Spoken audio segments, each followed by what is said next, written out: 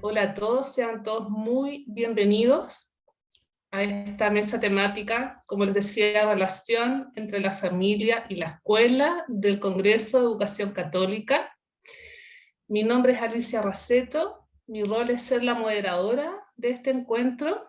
Yo soy académica de la Escuela de Trabajo Social de la Facultad de Ciencias Sociales de la Pontificia Universidad Católica de Chile. A continuación, serán presentadas las 3 ponencias ganadoras del concurso de ponencias 2021. A todos ellos les agradecemos mucho su presencia y su participación en esta instancia.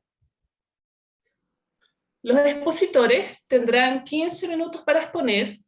¿Ya? Catalina, quien es facilitadora de esta instancia, me va a ayudar a manejar los tiempos para que todos puedan utilizar esos minutos. Y después de eso va a haber un tiempo para las preguntas del público. Y ahí también preguntas que ustedes mismos, los ponentes, puedan hacerse entre ustedes. Primero le toca el turno a Macarena Currín. Ella es de Chile y su ponencia se titula Educando en Familia. Adelante Macarena, cuéntanos un poco de ti y puedes comenzar entonces con tu presentación. Hola, buenos días a todos. Yo soy Macarena Currín, soy trabajadora social también y soy la fundadora de la Fundación Rodelillo. Tengo 34 años trabajando en la Fundación Rodelillo y sentimos que este momento Rodelillo debe opinar sobre lo que es la relación entre la familia y la escuela. Por eso hicimos la ponencia y aquí estamos. Muchas gracias. Esta es la misión de Rodelillo, es activar las fortalezas de las familias que viven en condiciones de vulnerables para que superen sus dificultades siendo ellas las protagonistas del cambio. Desde un principio Rodelillo tomó la decisión de ser como un apoyo, yo diría como complementario al proceso de la familia. Nosotros ocupamos un segundo lugar y es la familia la que lleva la delantera siempre en Rodelillo. En este contexto quería contarles que antes de que exista Rodelillo existía la familia, existían sus necesidades y sus potencialidades. También estaban presentes la necesidad de ser reconocidas en su valor y en sus roles. Y al mismo tiempo también nos dimos cuenta que nuestras políticas públicas han invisibilizado históricamente la centralidad de la familia. En este contexto, surge Rodelillo. Puedo decir como soy testigo de que surge desde la familia.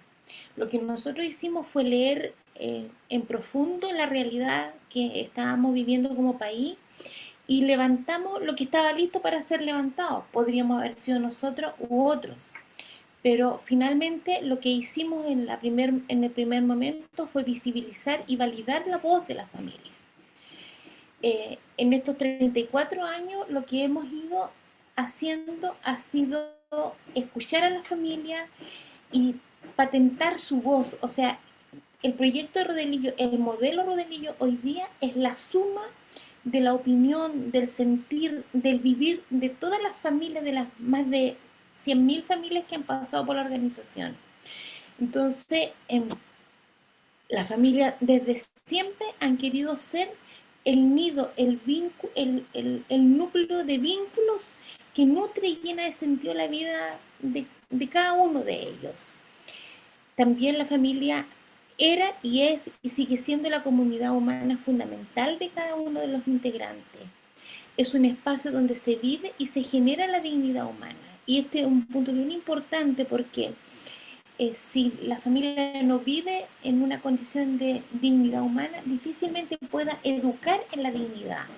Ser el territorio íntimo donde se tallan los valores y la identidad de sus integrantes.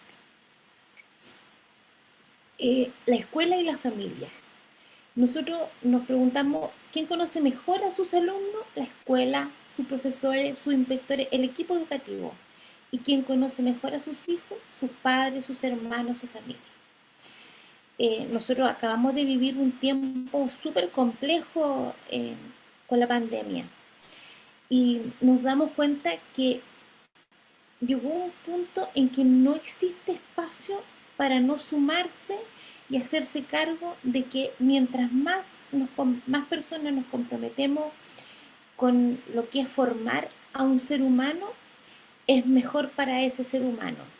Entonces, hemos reflexionado que en este mismo contexto las familias vulnerables necesitan un espacio de crecimiento propio donde fortalecerse y superar la pobreza y los riesgos en que ellas viven. Por ejemplo, cuando aparece esta pandemia y todo es a través del computador o a través del celular, las familias viven como en un abismo sin saber para dónde van, o sea, tienen montones de consultas de cómo manejar la tecnología.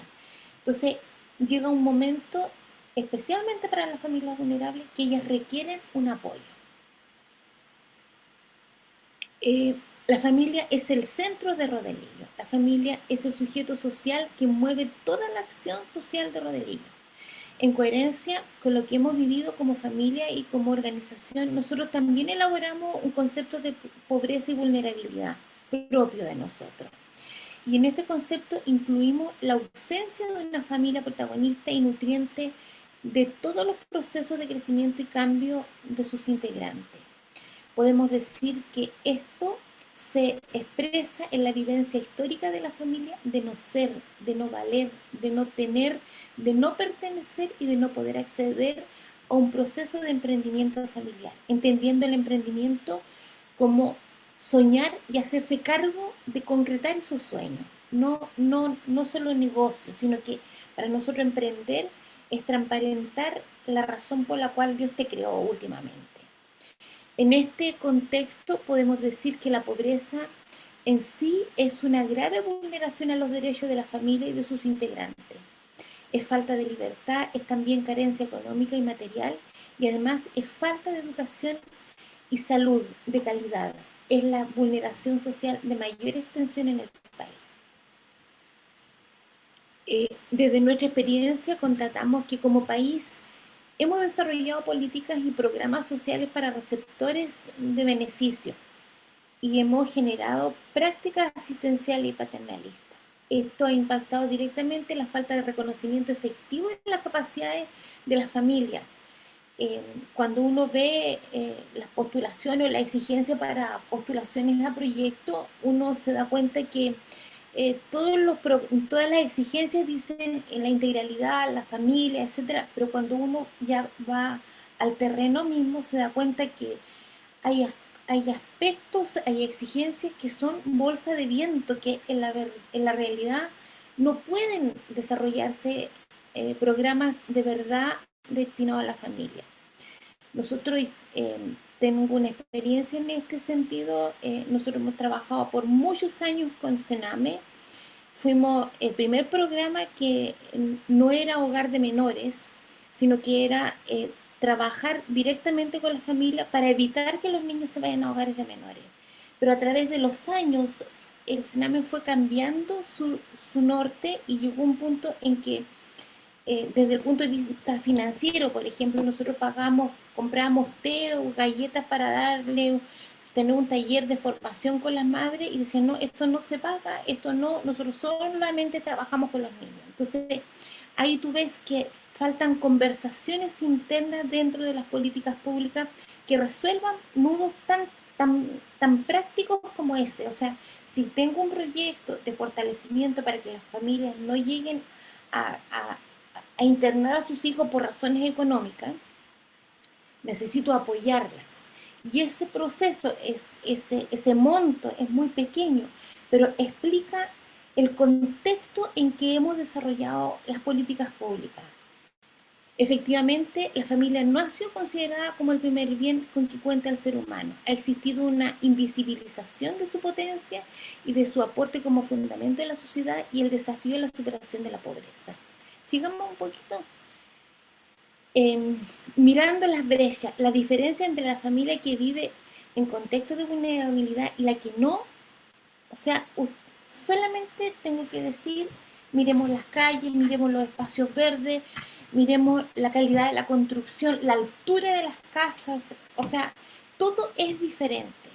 Entonces, nosotros como Fundación Rodelillo estamos preocupados de cómo acortar esta distancia y nos damos cuenta que tenemos que abordar diariamente el riesgo en que viven las familias más pobres. Cada día los problemas asociados a la pobreza muestran la distancia.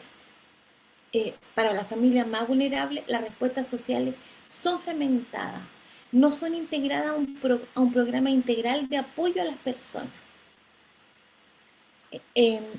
Los programas psicosociales fragmentan a la familia, o infancia, o mujeres, o jóvenes, tercera edad, etc. No hay como un pensamiento la familia. Las familias atendidas desde sus carencias son atendidas más de sus carencias que de sus potencialidades. Si uno conoce los diagnósticos sociales, están centrados en todo lo que les falta, en todo lo que es problemático. Y también es importante identificar el recurso, la potencia, el capital familiar. Falta de acompañamiento profesional integral y multidisciplinario para la familia. Las respuestas asistenciales que apuntan a resolver la inmediatez le falta el largo plazo, y eso es un proceso de formar a la familia en una mirada a largo plazo para su propio proyecto. Hay exigencias de la organización y se les pide a la familia como exposición de su intimidad para acceder a beneficios o apoyo. O sea, eso es como también como pisotear la dignidad de la familia. Hay ausencia de programas que reconozcan a la familia en sus opiniones, o sea, que digan, ¿sabes que a mí me gustaría que mi casa sea de esta forma, por ejemplo? Las escuelas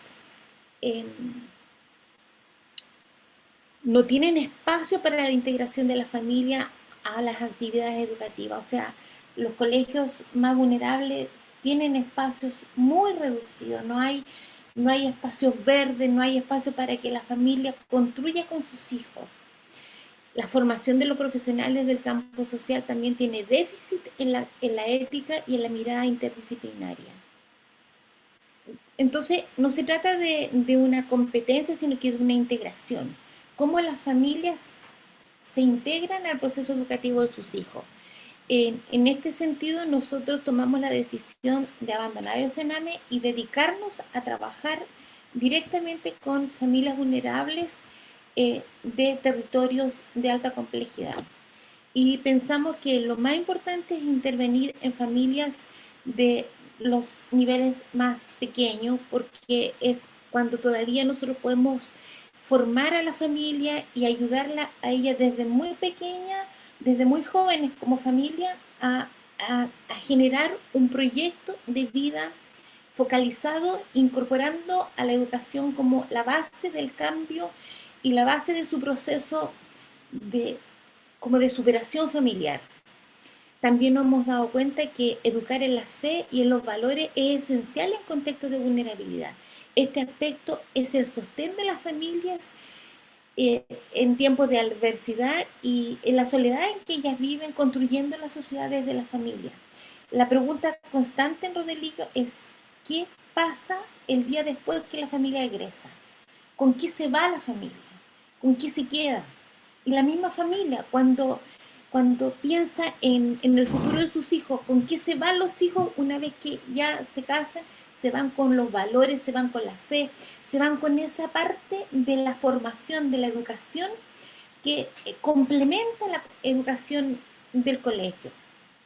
En este contexto en que hemos trabajado con los colegios más vulnerables, hemos desarrollado el modelo Rodelillo ya por cuarta vez en Puente Alto y en el sector, en el pueblito Barrenechea. Y hemos aumentado la comunicación entre padres y profesores, aumenta la participación y el conocimiento de los padres del mundo social de los hijos. Hay un aumento del diálogo familiar, hay un aumento de la preocupación de los padres por hacer posible la educación en este tiempo de pandemia. Aún nos faltan muchas cosas, nos falta aprender a medir el rendimiento escolar. Este año esperamos tener mediciones en esta línea. Algunas notas que yo creo que para nosotros podemos aportar. Creemos que en el plano de la educación y, y de mejorar la calidad de los colegios y el apoyo que los colegios quieren entregarle a sus alumnos y a su familia, todos tenemos algo que aportar, todo, o sea, toda la fuerza social del país puede aportar.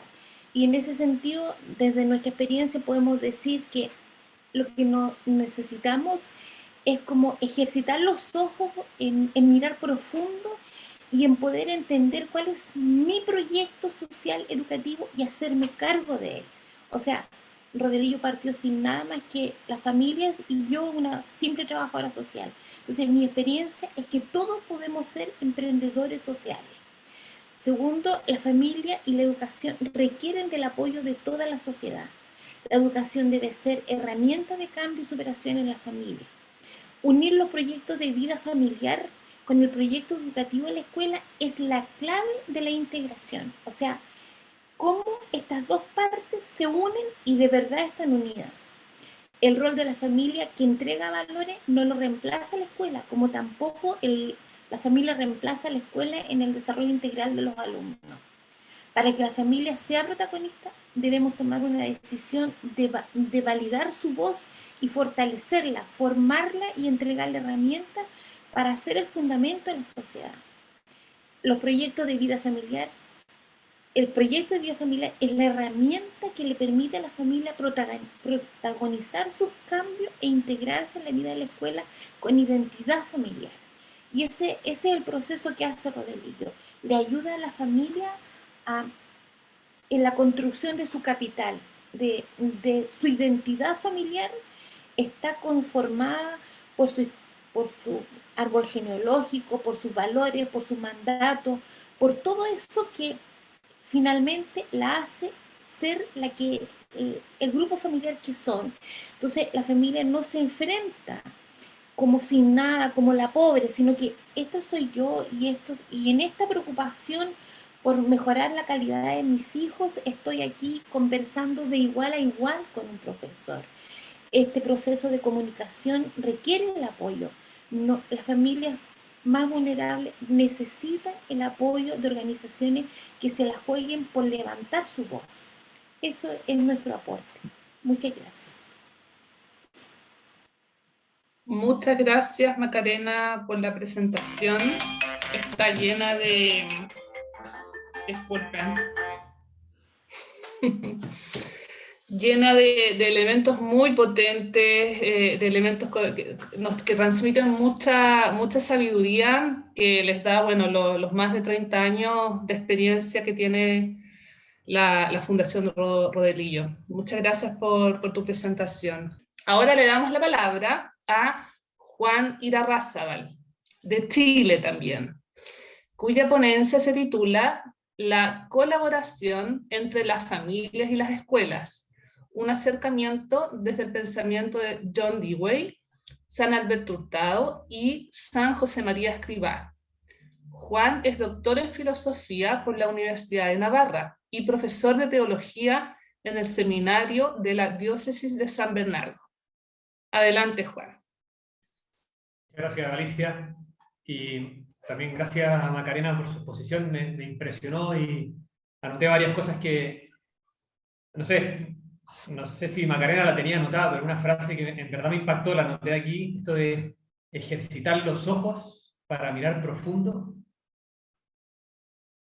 Es bien potente. Lo que yo tengo, lo que les quería contar o quería compartir con ustedes, exponer, es el pensamiento de tres autores de recorridos biográficos muy distintos en el tiempo. Uno es un filósofo norteamericano que nació en 1859, pero murió en este siglo, en el siglo XX, en 1952.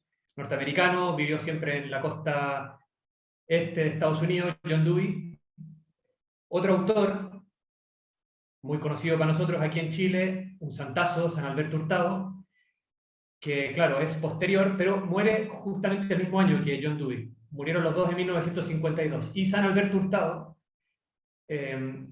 hizo su tesis doctoral en pedagogía durante sus estudios en Europa, hizo su tesis doctoral sobre el pensamiento de John Dewey, justamente, sobre el pensamiento pedagógico de John Dewey. Muy de avanzada, muy lanzado. Y el padre Hurtado mismo, San Alberto Hurtado, tiene un pensamiento educativo muy rico, muy profundo. Y un tercer personaje, que es otro santo, esta vez no gringo o estadounidense, perdón, ni chileno, sino español, que se llama San José María Escrivá. Él vivió plenamente en el siglo XX, murió en el año 75, pero también tiene un pensamiento educativo muy rico. Tanto John Dewey como Alberto Hurtado como José María Escrivá tuvieron un pensamiento educativo de gran riqueza, pero también una práctica educativa, un jugársela con la gente, lleno de riqueza, lleno de fuerza, y pienso con algunos puntos que nos pueden servir aquí para pensar la relación riquísima, como nos mostraba Macarena, entre la familia y las escuelas, entre las escuelas y la familia. Entre los tres, de verdad veo una sintonía muy grande, aunque son de contextos históricos bastante disímiles, pero veo una sintonía muy grande, de verdad, en los tres. Veo rasgos comunes, pensaba estos siguientes rasgos. Primero, lo que uno podría decir benevolencia, es decir, de verdad querer ayudar, querer el bien de la gente, de toda la gente, de mucha gente, y de verdad benevolencia, de verdad ganas de ayudar. Segundo, los tres tienen un punto de vista de un gran optimismo. Este es un segundo rasgo común a los tres. Benevolencia, optimismo. Tercero, confianza.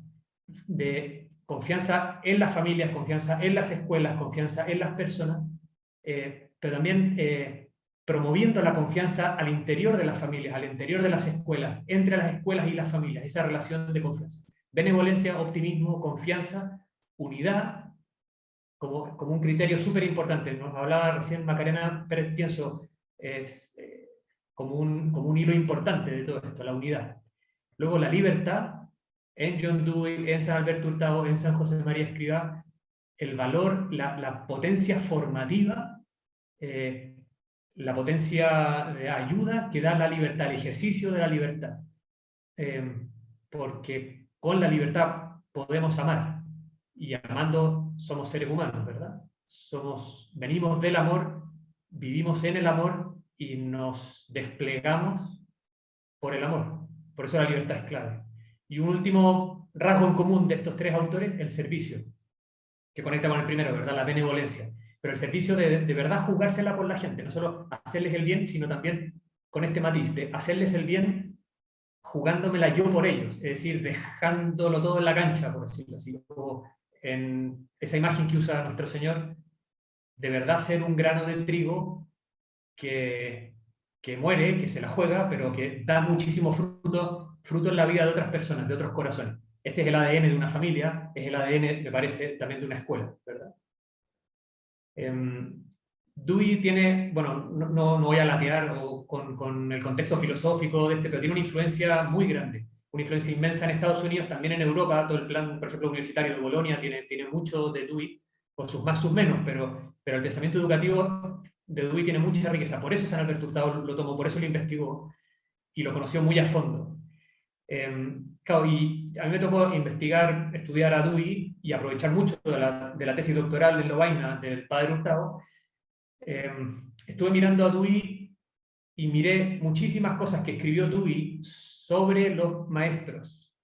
Muchísimas cosas, libros, artículos de Dewey sobre los alumnos. Cómo enseñan los maestros, cómo aprenden los alumnos.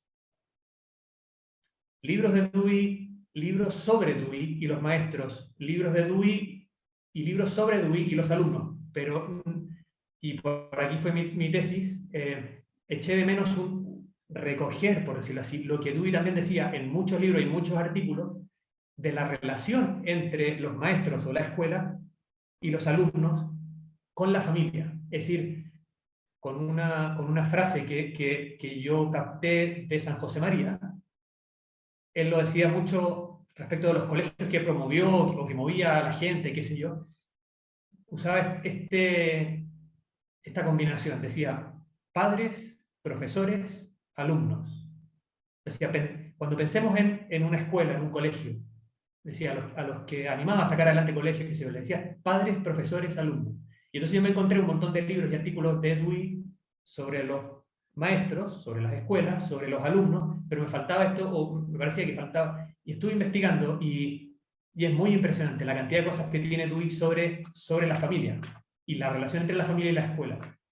De hecho, para Dewey, lo que decía Macarena hace un ratito, es decir, que la formación de las personas brota en la familia, como espontáneamente, naturalmente, y por eso a la escuela le interesa muchísimo promover la vida familiar, captar, hacerse cargo de lo que ocurre en la vida familiar.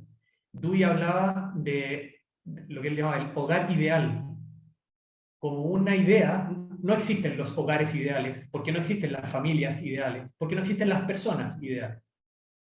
Así como tampoco existen los triángulos ideales en la naturaleza. Nosotros tenemos paños de terreno que tienen una cierta forma, pero nunca nos encontramos en la realidad un triángulo ideal. Pero tener la idea de triángulo nos sirve para después cultivar bien la tierra. Esto es así en la agricultura. Los egipcios lo vivieron a fondo, y nosotros también. Claro, no existen los triángulos ideales, no existen las personas ideales, no existen las familias ideales, no existen las escuelas ideales ni las sociedades ideales, pero tener un ideal ayuda muchísimo a funcionar en la realidad. Entonces, por eso Dewey se preguntaba cuál sería un hogar ideal en términos educativos. Él era filósofo, fue decano de filosofía en Chicago, en la Universidad de Chicago. Él sacó adelante la primera escuela de educación en la Universidad de Chicago con autonomía propia, y sacó adelante también lo que llamó una escuela experimental, donde los papás eran centrales. Fundó de inmediato Dewey lo que llamaba una asociación de padres, y le dio una relevancia inmensa, porque se daba cuenta Dewey de la importancia de tener un ideal de hogar y de darle formación y de recibir feedback de los papás. Esto funcionó, fue una experiencia muy buena en la Universidad de Chicago, en este colegio, esta escuela experimental que sacó adelante Dewey. San Alberto Hurtado lo investigó todo esto, lo trabajó. Hay una frase que me gustó mucho, dice aquí San Alberto Hurtado: si se considera la escuela como una institución social, se comprenderá que ésta debe representar la vida actual, vida tan real para el niño como la que lleva en su familia, en la vecindad, en el teatro de sus juegos. Y dice San Alberto Hurtado: el rol de la escuela es profundizar y ampliar el sentido de los valores adquiridos en la vida de la familia.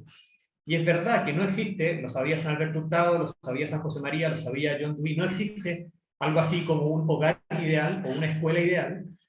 No existe algo así ideal en la realidad, pero sí que tener ideales, tener principios y poder desde ahí ayudar, de verdad que da mucho fruto. Por eso Dewey buscaba esta categoría de hogar ideal, porque tenía la convicción de que la familia es el lugar originario de formación, y porque decía, y esto es una expresión muy feliz de John Dewey, que hizo suya también San Alberto Hurtado, que hizo suya también San José María, decían que la escuela, decían, es una extensión de la familia.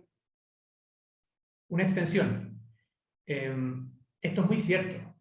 Y como extensión, tiene que estar en sintonía, o lo más lógico, o lo más fructífero es que esté en sintonía. No es fácil que estén siempre en sintonía, esto lo sabemos. Yo ahora mismo estoy aquí en un colegio, soy capellán en un colegio, y lo tenemos clarísimo. No es fácil, muchas veces hay que, como antiguamente se acuerdan en las radios que había que sintonizar, y a veces uno más o menos empezaba a escuchar la canción y tenía que ir sintonizando, y empezaba a escucharla más clarito, pero todavía con chirrido, y uno iba buscándole, tratando de sintonizar el dial. Ahora es todo digital, ¿no? Pero cuando es manual, uno va sintonizando manualmente, poco a poco, y buscándole el lado. Bueno, hay que hacer ese esfuerzo de sintonizarnos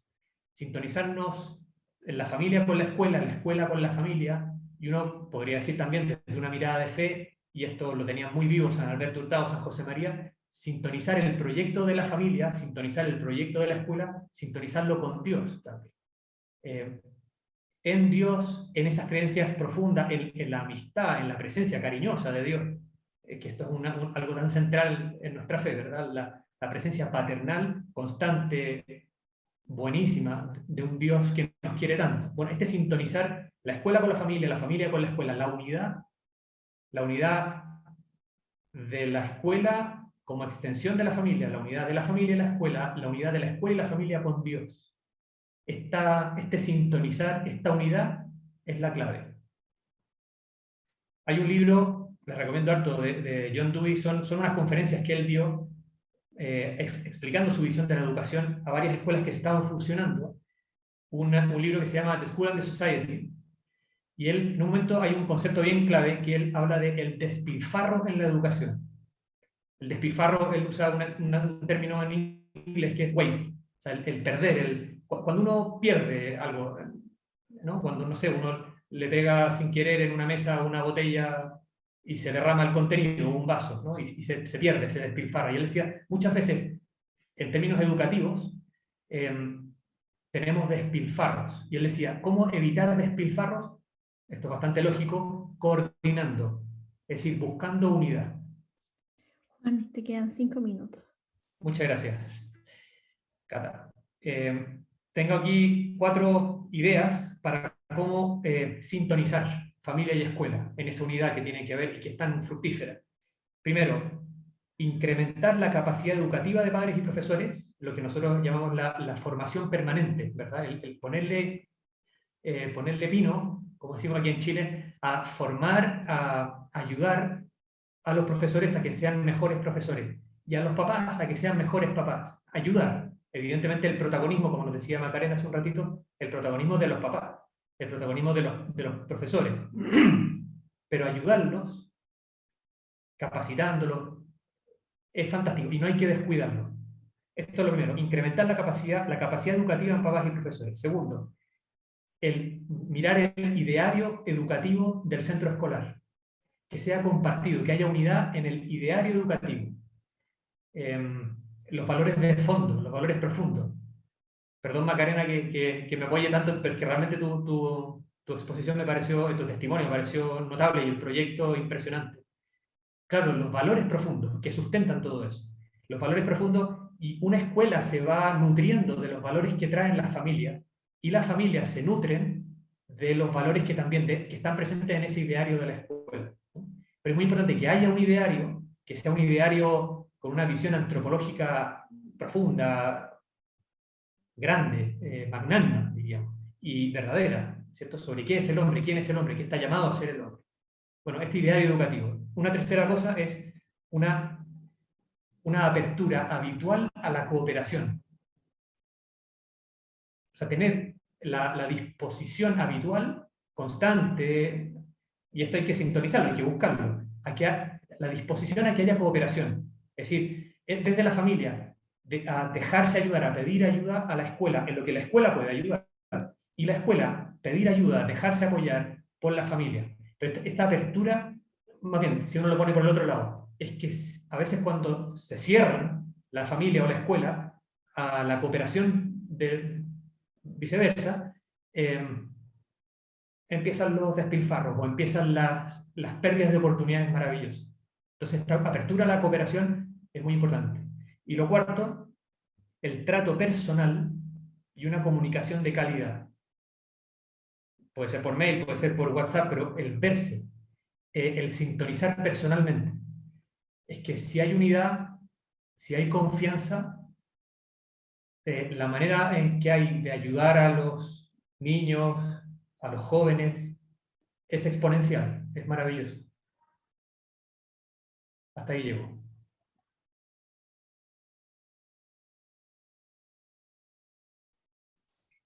Muchísimas gracias, Juan, por esta presentación tremendamente interesante también, con sugerencias, ¿no?, de cómo lograr esta idea de sintonizar a las familias y las escuelas, que es tan necesario, ¿no?, hoy en día de incorporar en esta relación familia-escuela. Vayan efectivamente registrando sus comentarios, sus preguntas, para que las podamos plantear al final de las presentaciones. Ahí ya están apareciendo algunas. Muchas gracias por tu presentación, de mucho aprendizaje, muy impresionante, Juan. Vamos a pasar ahora, para finalizar las exposiciones, doy la palabra a Miriam Bonilla, de Colombia, cuya ponencia se titula Didáctica de la educación infantil en tiempos emergentes, una mirada reflexiva desde el rol de las familias. Miriam es licenciada en Pedagogía Infantil, especialista en Pedagogía Universitaria, de actual doctoranda en Ciencias de la Educación. Le acompaña Juliana Angarit, doctora en Ciencias de la Educación y actualmente maestrante en Neuropsicología y Educación. Y Nancy Merchant, quien es pedagoga y tiene una maestría en Educación con acentuación en procesos de enseñanza-aprendizaje. Pueden comenzar. Bueno, muy buenos días para todos y cada uno de los participantes en este momento, a los compañeros de la mesa. Es para nosotros un placer desde acá, desde Cúcuta, Colombia, compartir esta grata experiencia con cada uno de nosotros. Quisiera iniciar, no sin antes, pues, agradecer estos aportes tan maravillosos que lo han referido ya los anteriores exponentes y que pues nutren todo este ejercicio que hemos venido desarrollando y que esperamos esta disertación que vamos a presentar junto con nuestro equipo de trabajo complemente también cada una de sus acciones y que podamos articular y unir esfuerzos en pues esto que nos une, que son los niños, que son las familias, que es el tema educativo, como ese eje transformador de vidas, ¿no? Entonces, pues desde acá, desde Cúcuta, Colombia, con mucho cariño queremos compartir nuestra experiencia desde el programa de licenciatura en educación infantil. El equipo de trabajo están referidos en ese momento. Quien les habla, el profe Julián, la profe Nancy, los tres somos maestros del programa de licenciatura en educación infantil de la Corporación Universitaria Minuto de Dios. Somos solo una parte, aquí también se encuentran conectados como participantes algunos otros compañeros que hicieron posible este ejercicio que vamos a sintetizar en el día de hoy. Siguiente, ¿cuál es nuestro punto de partida? Nosotros queremos expresarles en este momento, compartirles una experiencia desarrollada desde el programa de licenciatura como una estrategia que se usó para llegar a los estudiantes en formación en todo este reto que se afrontó en el tema de pandemia y cómo seguir haciendo esas transformaciones como parte de los misionales de nuestro Uniminuto también. Queremos iniciar con esta frase de la UNICEF, que engloba parte de todo lo que ha sido nuestro transitar en este más de un año de formación. La pandemia por COVID-19 y la cuarentena causó en cada familia múltiples emociones. Las condiciones materiales de estudio varían en cada hogar. El acceso a Internet y el contar con dispositivos necesarios, computadoras, laptops, celulares o tablets, fue un desafío. Pasa lo mismo con lo urbano y lo rural, pero pese a esa complejidad, el aprendizaje debe continuar. Y bajo esa premisa, nosotros el año pasado, siguiente, hicimos o nos propusimos como programa que nuestros estudiantes no pararan su proceso de formación, sino por el contrario, unimos esfuerzos. Y en función de que los estudiantes recibieran esta formación y que a su vez los niños donde ellas estaban haciendo sus prácticas educativas pudieran contar con escenarios coherentes a lo que estábamos desarrollando, se implementó o organizamos nuestro primer foro académico al que denominamos Desafíos en la Educación Infantil, una mirada reflexiva desde la práctica pedagógica en contextos emergentes. Para esta disertación, pues vamos a contarles un poquito de lo que fue nuestro primer eje, que lo denominamos didáctica en la educación infantil, en esos escenarios formales y no formales.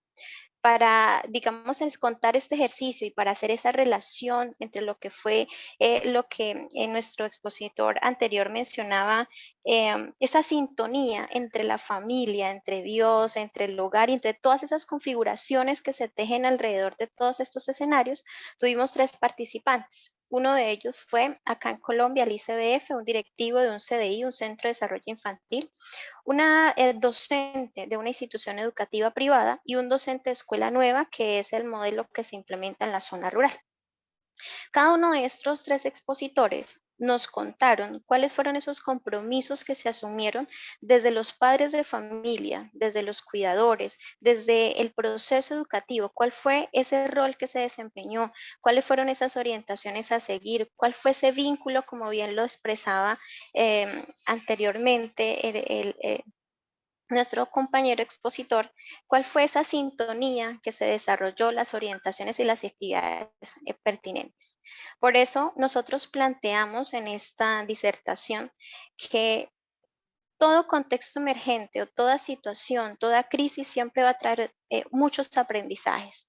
Y en el contexto educativo y en particular para nosotros como proceso, como formación universitaria de licenciados, la educación se tuvo que enfrentar a diversos retos y desafíos, lo que suscitó un sinfín de nuevas experiencias, reorganizar no solo la familia, sino la familia, trabajo y todo lo demás al interior de una misma situación que a lo mejor antes era oculta, donde hubo un cambio de roles, donde la familia ocupó un rol protagonista dentro de este ejercicio, todo acompañado bajo esas orientaciones de los maestros. También aquí tenemos que mirar un punto importante que fue la tecnología. ¿Cuáles fueron esas brechas que se generaron, pero también cuáles fueron esas oportunidades que se generaron a través del proceso de comunicación? De aquí nosotros nos planteamos cuáles fueron esas metodologías y esas orientaciones prácticas y metodológicas para que los procesos formativos continuaran y fueron mediados a través de esos procesos tecnológicos en todo el proceso de la educación infantil. De allí surge nuestro objetivo, que fue reflexionar, ¿sí?, acerca de todas esas orientaciones y esas particularidades que surgieron al interior de cada uno de esos escenarios. Nosotros lo llamamos de ese triángulo amoroso que se gestó al interior del hogar, de la familia, de la escuela, en conjunto de esas realidades diversas que se vivieron, pero que al final hubo un mismo beneficiado, que fueron los niños y las niñas educados bajo esta metodología. A continuación, mi compañero ampliará un poco más este ejercicio. Bueno, muy buenos días para todos. De verdad que me complace poder compartir con ustedes esta experiencia de investigación aunado al apoyo a las familias en el entorno educativo. Como lo decía mi compañera, les hablamos desde la ciudad de Cúcuta, Colombia, y bueno, les voy a hablar un poco sobre la perspectiva teórica en la que apoyamos un trabajo que se desarrolló para articular lo que comprenden las prácticas pedagógicas de nuestras estudiantes, futuras licenciadas en educación infantil, pero debido a las circunstancias del COVID, nos tocó reinventarnos, es decir, las prácticas pedagógicas que generalmente hacen las estudiantes es directamente en los centros de educación infantil.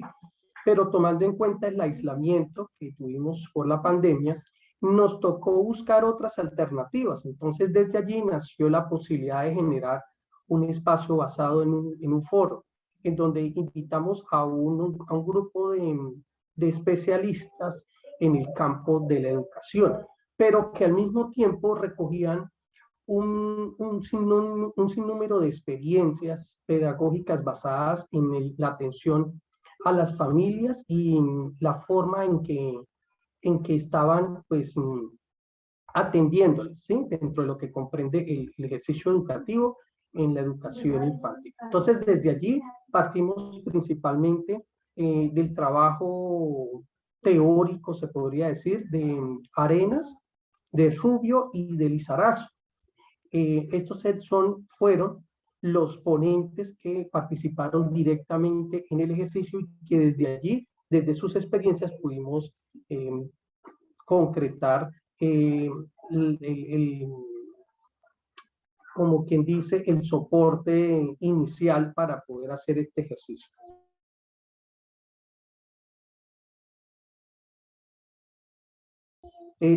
Ello nos habla sobre lo que es el desarrollo humano transversalizado con lo que son las prácticas pedagógicas y cómo esto va interaccionando con el perfil y el proyecto de vida de cada uno de los estudiantes.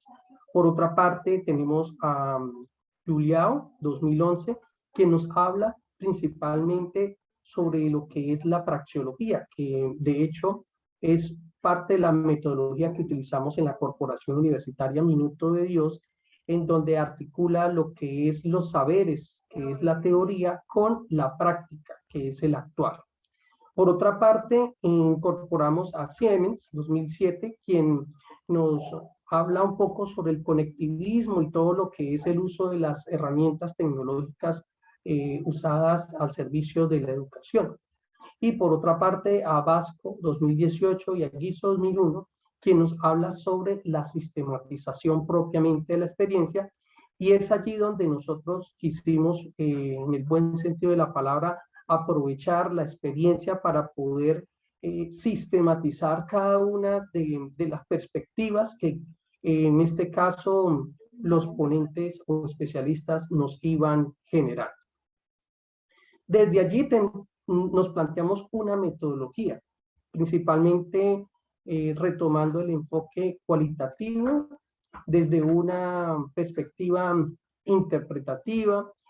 Utilizamos como método la fenomenología para describir cada una de esas vivencias o cada una de esas cosmovisiones que los participantes tenían sobre cada una de la experiencia o trabajo pedagógico con las familias. De allí sustentamos de la sistematización de la experiencia reconstruida a través del mismo foro. En ello trabajamos tres fases principalmente. La primera fase, el antes, la segunda fase, el durante, y la tercera fase, el después. En la primera fase trabajamos directamente con lo que refiere a la planeación. En este momento fue cuando surge la inquietud de cómo poder llevar a cabo un proceso de práctica pedagógica sin que las estudiantes fueran directamente a estos centros educativos. Y es allí cuando seleccionamos a tres personas muy importantes que nos pudieran aportar a este ejercicio. Uno de ellos fue el profesor Juan Lizarazo, es un profesor, él es ingeniero de profesión, pero que por circunstancias de la vida, nos contaba él, inició sus labores en el ámbito rural. En Colombia utilizamos modelos flexibles en educación. Uno de estos modelos flexibles es la escuela nueva. Allí se articula o se transversaliza todo el proceso pedagógico, yo diría que muy de la mano con John Dewey, ¿sí? Y desde allí, pues, él pues, nos contaba desde la ruralidad cómo había sido esas dinámicas de trabajo entre las familias, los estudiantes y la escuela, cómo lo estaban articulando desde allí. De igual manera, la profesora Elizabeth Arenas, profesora de una institución educativa privada, con niños, digamos que con unas condiciones muy favorables, ¿sí? Y que desde allí, pues también nos pudiera aportar cómo había sido esa articulación con niños que tienen unas condiciones muy ventajosas, ¿no? Por llamarlo de alguna manera, y que de igual manera le afectaba o le afectó la pandemia a su comunidad. Desde allí también nos pudo hablar sobre cómo había sido su experiencia y cuáles aportes daban sobre el proceso. Y por último, la profesora Rosy Rubio, es una profesora que trabaja directamente como asesora pedagógica en un centro educativo que le llamamos aquí en Colombia Centros de Desarrollo Infantil, CDI. Estos son centros adscritos al Instituto Colombiano de Bienestar Familiar y que se trabaja directamente con poblaciones vulnerables. Entonces, desde allí tuvimos esas tres perspectivas de trabajo, en la parte muy vulnerable, en la parte no tan vulnerable y en lo que corresponde a las zonas rurales. Desde allí pudimos desarrollar en la fase 2 la ejecución de este foro. Julián, la ejecución. te molesto un poquito, quedan menos de 5 minutos. Perfecto. Voy avanzando entonces. Entonces, en la fase 2 hicimos la ejecución, en donde se pudo hacer el foro, y desde allí, pues, el desarrollo de cada uno de los encuentros que pudo tener los especialistas del área. En la fase 3 hicimos una evaluación basado en un informe comentado, en donde pudimos establecer las categorías de análisis y el desarrollo de las reflexiones finales, que es la fase número 4. Finalmente, la fase número 5, que correspondió a la proyección propiamente de los futuros planes dentro de lo que es la articulación de la educación híbrida en lo que respecta a la formación de licenciados y licenciadas en educación infantil. A continuación, compañera, les va a hablar un poco sobre los resultados.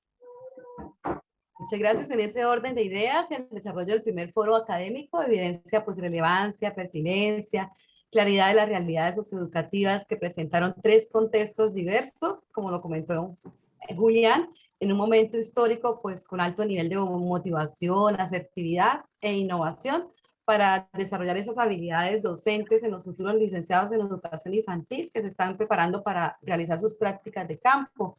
Y qué mejor que ellos escucharan esas 3 experiencias exitosas, significativas, que redundaron en riqueza familiar, compromiso, amor por sus hijos, sacrificio, pero también en alegría y en resiliencia. El ejercicio evidenció que frente a los nuevos desafíos suscitados por la contingencia ocasionada por la pandemia de COVID-19, la educación se mantiene como un proceso sistemático, capaz de reinventarse de acuerdo a las crisis y ampliando el panorama de reconocimiento de las múltiples realidades y de cómo actuar frente a ellas, buscando pues cambios que permeen las barreras de desigualdad social, cultural, política, económica, creando estrategias que favorezcan a todas las poblaciones, tanto a las más favorecidas como a las más vulnerables, pero siempre, siempre con esa base, con ese fundamento y apoyo de las familias conscientes de su rol social, mediadoras, dadoras de amor, de afecto, de comprensión y solidez para que sus hijos se mantuvieran allí en el sistema educativo. Nosotros tenemos unos hallazgos respecto cualitativos y cuantitativos. Lo cuantitativo, pues, el evento el foro como tal fue transmitido por YouTube, por streaming, tuvo muchísima aceptación, hay cantidad de personas allí, fue en noviembre de 2020 y a la fecha lleva casi 1.100 visualizaciones, casi 100 me gusta, ninguno no me gusta, eso significa que tuvo una alta aceptación de los consumidores de contenido virtual, a la par de pues todas las demás fortalezas que ya mencionaron mis compañeros. Pero también pues ese ejercicio al interior de estas niñas que formamos para que sean maestras de primera infancia a través de un resumen comentado pues que se hizo de forma muy consciente y donde ellas lograron sacar unas conclusiones generales, se postearon en las redes, pues, hubo una gran aceptación del ejercicio académico como tal. Se evidencia que frente a los nuevos desafíos suscitados por la pandemia, pues seguimos trabajando, ¿cierto? Y hay unas conclusiones generales que tienen que ver con esas diferentes miradas que podemos darle a la educación, especialmente en la pandemia por COVID-19, el espacio necesario donde nutrimos los diferentes escenarios, esas oportunidades que se abrieron para reflexionar sobre el tiempo pedagógico, las diferentes formas de trabajo, cómo lo hacíamos, con quién contábamos, aprender de la mano de quienes desarrollan y ejercen la educación con pasión, ¿cierto? Quienes nos motivan a continuar adelante y a hacer cosas nuevas, siempre en pro de los niños y sus familias, y a escuchar modelos pedagógicos innovadores, alternativos que nos enriquecen en nuestra formación docente. En ese orden de ideas, pues hay unas recomendaciones esenciales: continuar explorando esas metodologías emergentes con apoyo en nuevas tecnologías, hacer que estos roles que hoy se ven más visibles que nunca, los roles del docente y de las familias, pues adquieran esa relevancia, especialmente en la configuración de los valores humanos, de esos valores sociales que hoy ampliamente hemos escuchado acá, esos valores que nos fortalecen como seres humanos, que nacen en la familia y que nos potencian como mejores personas. y sobre todo el foro y ese espacio académico sirvió para inspirar a los nuevos licenciados en formación de esas infancias a asumir su vocación con amor, con carisma, con entusiasmo, y que no importa ese panorama oscuro que se presentó al comienzo de la pandemia, todos podemos hacerle frente con creatividad, con ilusión, sobre todo con unión, amor y afecto. Dejamos las referencias para que queden allí, que se pueda consultar más ampliamente, y damos las gracias desde Colombia, norte de Santander, Cúcuta, nuestra amada Corporación Universitaria Minuto de Dios. Muchas gracias por este espacio.